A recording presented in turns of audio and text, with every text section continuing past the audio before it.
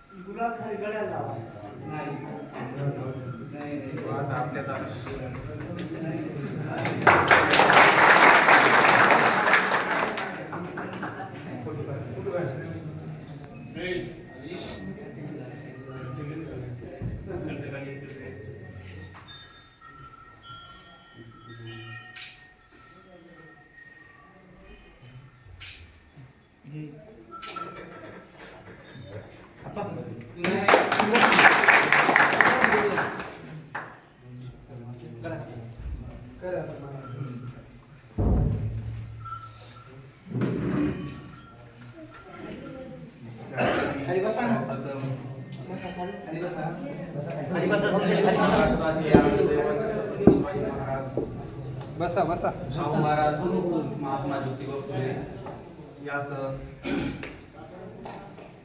राज्यघटनेचे शिल्पकार डॉक्टर बाबासाहेब आंबेडकर सह इतर सर्व महामानवास विनम्र अभिवादन करतो. या ठिकाणी उपस्थित ज्येष्ठ शेतकरी सह युवक शेतकरी सह आपली चळवळीतील सगळ्या सहकाऱ्यांचा या ठिकाणी आभार व्यक्त करतो, धन्यवाद व्यक्त करतो. मित्रहो, शेतकरी चळवळीमध्ये हार तुरे किंवा इतर गोष्टीला आणि काही तेवढं हे देत नाही. महत्व त्याला केव्हा प्राप्त होतं महत्व आहे.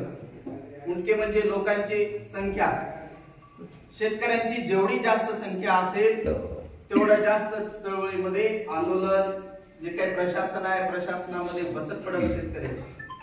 दोस्तो, काय होतं, आपण गावामध्ये सत्कार करतो, सन्मान करतो, परंतु प्रशासनामध्ये जे काही आपल्याला प्रशासनाला आपलं एक वचक निर्माण व्हावी याच्यासाठी आंदोलन करावी लागतात आणि आंदोलनाच्या माध्यमातून आपल्याला जे काय आपले लढे आहेत ते यशस्वी होतात. याच्यासाठी शेतकऱ्यांनी एकत्र आलं पाहिजे. याकरिता आपण वारंवार आवाहन करतो, वारंवार शेतकऱ्यांना आपण एकत्र येण्याचं त्या ठिकाणी बोलवतो. परंतु काय होतं, काही प्रमाणात शेतकरी येतात, काही प्रमाणात शेतकरी येत नाही.